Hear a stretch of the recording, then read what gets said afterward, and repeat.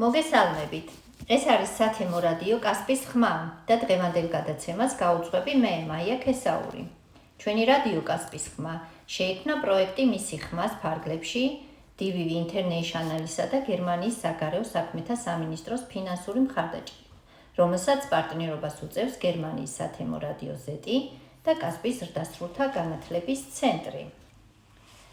გრძელდება რუბრიკა „გავაცოცხლოთ ისტორია“.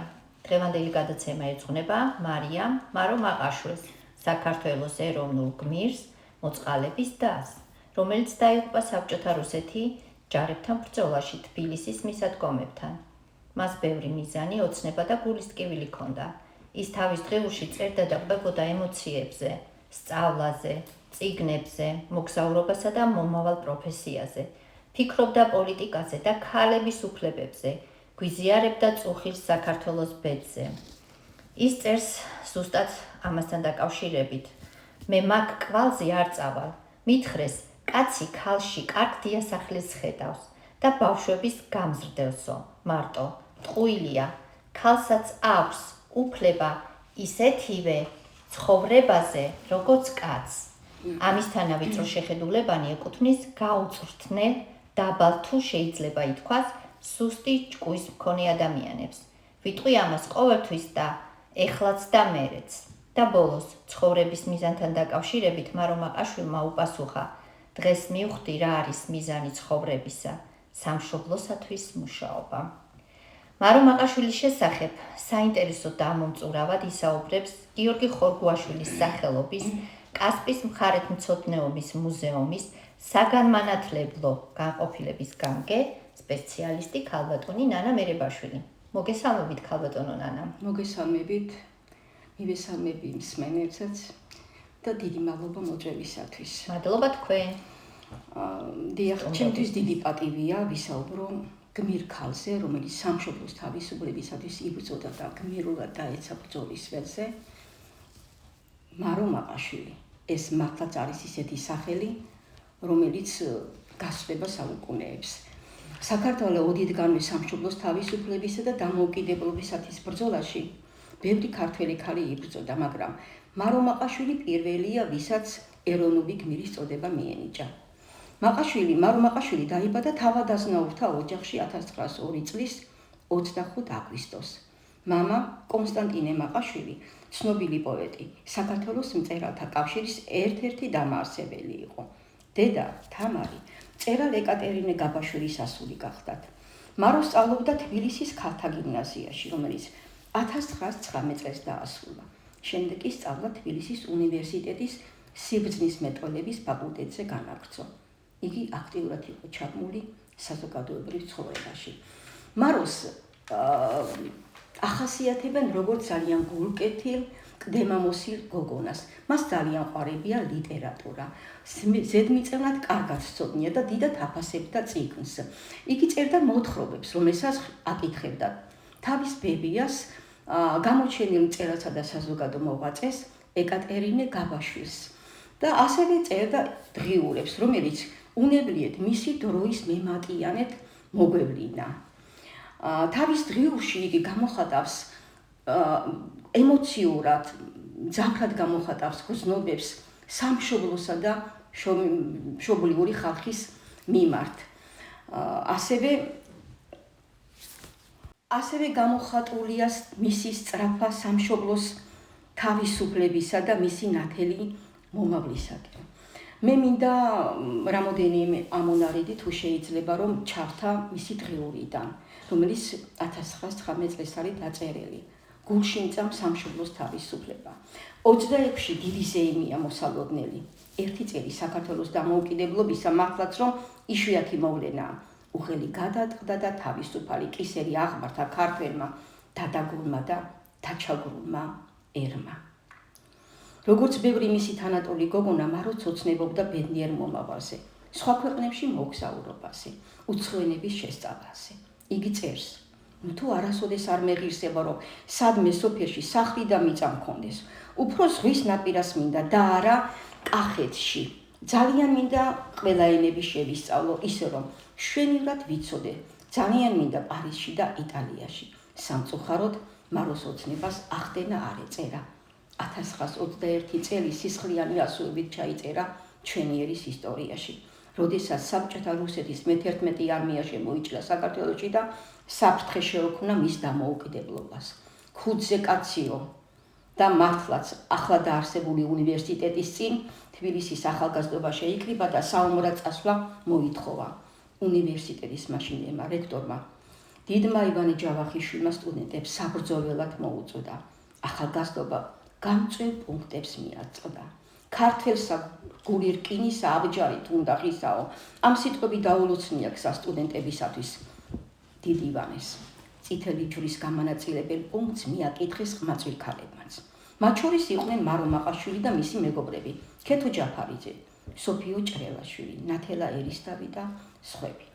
პუნქტში ქალებისათვის უარი უთქვამთ. მარო წინააღმდეგობას არ შეპოვები, არც მშობლების ხვეწნა მუდარას გაუწია ანგარიში და მათ თხოვნას ნუწახალო ასე უპასუხა თურმე. თანამემამულეთა ცრემლი და სისხლი, სადაც იღვრება, იქ უნდა ვიყო. მარო დღიურში წერდა: ქართველი ერი მხნე და გულადი არის. არავის დაანებებს თავის სამშობლოს. სამშობლოსადმი სიყვარული უდიდესია. სხვა ყველა გრძნობაზე მაღლას დგას. შეებრძოლება მტრის მტერს სისხლის უკანასკნელ წვეთამდის. შეებრძოლება და ან სიკვდილი, ან გამარჯვება. აი დევიზი ქართველი ერისა. აი ამ დევიზით წავიდა ომში მარო მაყაშვილიც. 17 თებერვალს წითელ ჯვარში ჩაეწერა მოწყალების დად. თბილისის მისადგომებთან სასტიკი ბრძოლა გაიმართა ქალაქის დასაცავად. გვარდიელებთან და სამხედრო სკოლის იუნკერებთან ერთად იყო მაროც, რომელიც დაჭრილებს ეხმარებოდა. 19 თებერვალს კი, როცა ტაბახმელა და დაჭრილებით სავსე ორთვალა თბილისისაკენ მოყავდა, ქალიშვილი ტრის ყუმბარა მიმსხვერპლა.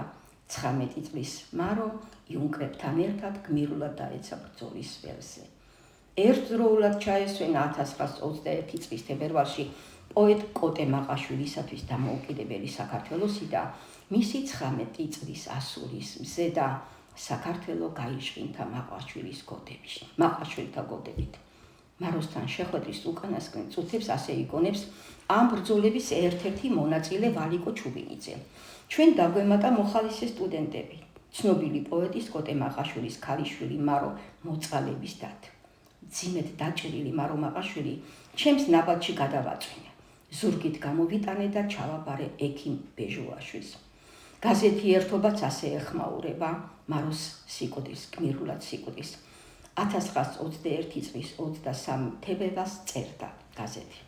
ძვირფასო მარო, შენი სურათი ამიერიდან დაამშვენებს ქალთა მეშვიდე წმინდა ნინოს სახელობის გიმნაზიის დარბაზს. შენი სურათით იამაყებს კიდეც შენი აღმსდელი გიმნაზია და ყველას მიუთითებს შენ თავგან წირვაზე, რომელიც ძველად ჩვევიათ გმირ ქალებს.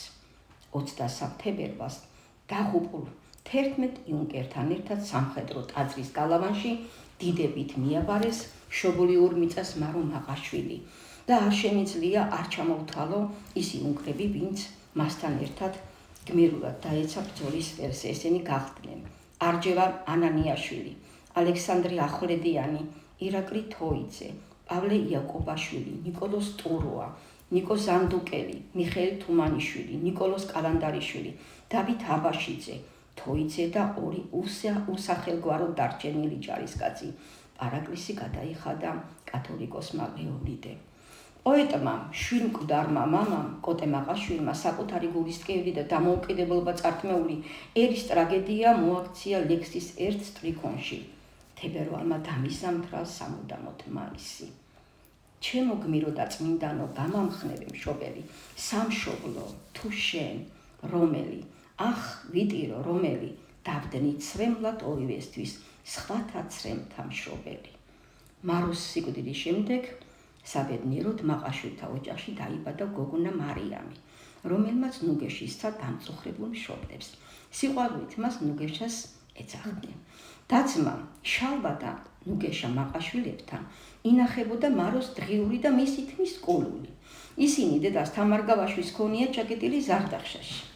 მომაკვდავი მოხუცის თხოვნით მაროს თმა საფლავში ჩაუტანებიათ.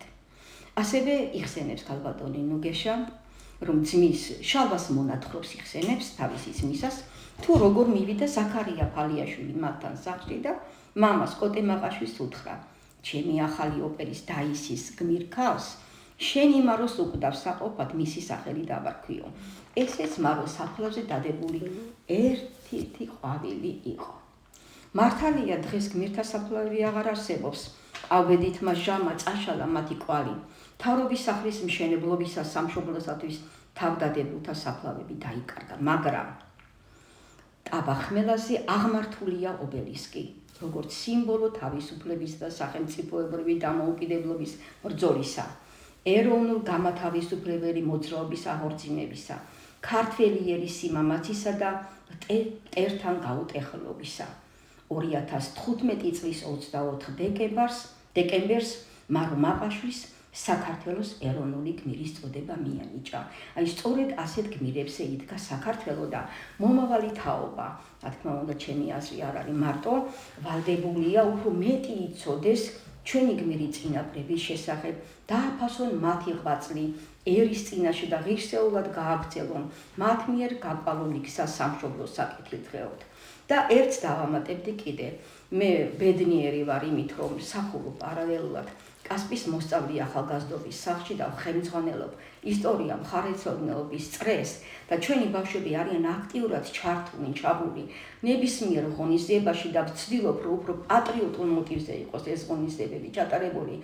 აი ამას წინადაც 15 ნოემბერს გქონდა ღონისძიება ქაქუცა ჩოლოყაშვილისა და მის შეფიცულებზე, რომლებიც კასპის რაიონელები იყვნენ და რა თქმა უნდა მათ სულში ძალიან დიდ კვალს დატოვებს ამ მომავალ თაობაში მათი ხსენება და ჩვენ უნდა მინდა რომ აღვნიშნო ნამდვილად ჩატარებული გვაქვს ღონისძიება მარო მაყაშვილზე წლების წინ და კიდევაც გავაგრძელებთ ასეთ მუშაობას, რათა მომავალი თაობა უფრო მეტად დაინტერესდეს თავისი ერის ჩვენი ქვეყნის ისტორიით.